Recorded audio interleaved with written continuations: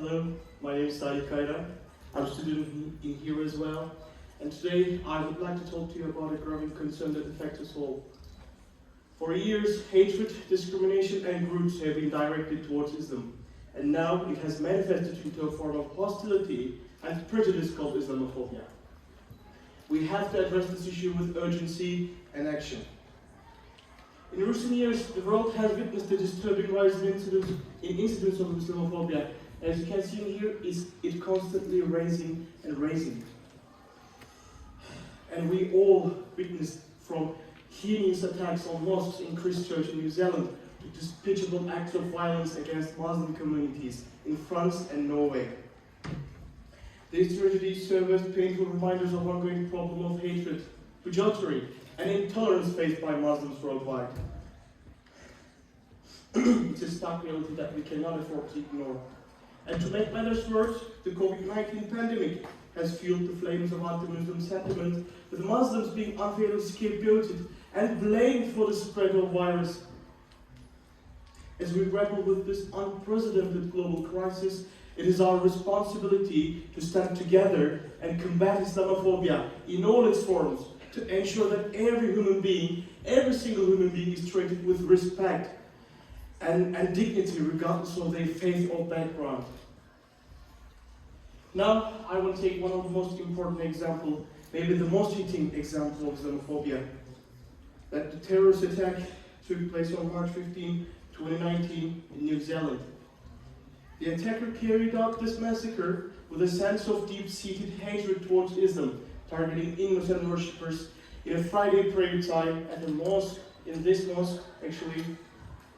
And the fact that he wrote the names of other attackers on his weapons and carried symbols of hate on them, just like Al-Sudan mentioned,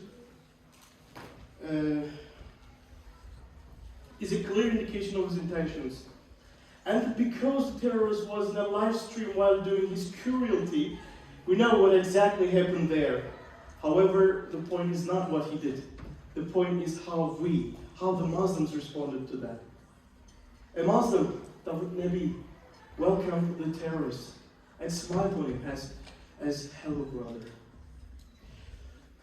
Though the man was carrying a military gun, he welcomed and still acted courteous.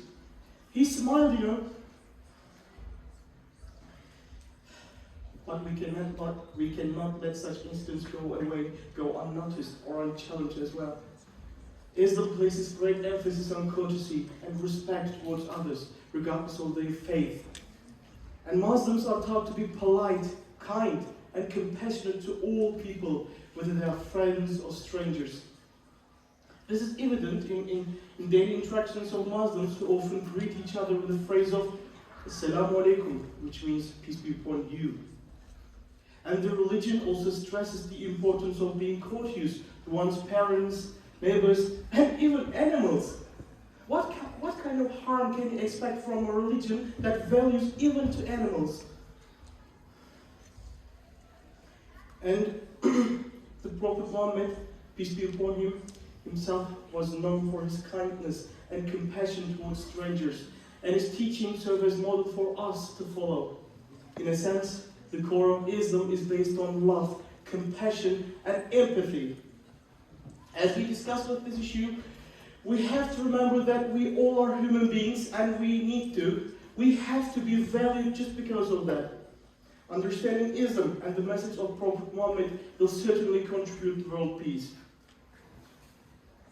And at the same time, the Holy Quran reminds us that Allah invites us to abode of peace and guides us to a straight path.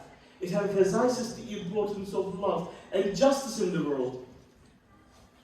It is essential to put an end to Islamophobia and demonstrate to all anti-Islamic countries that Islam means peace itself, but means nothing.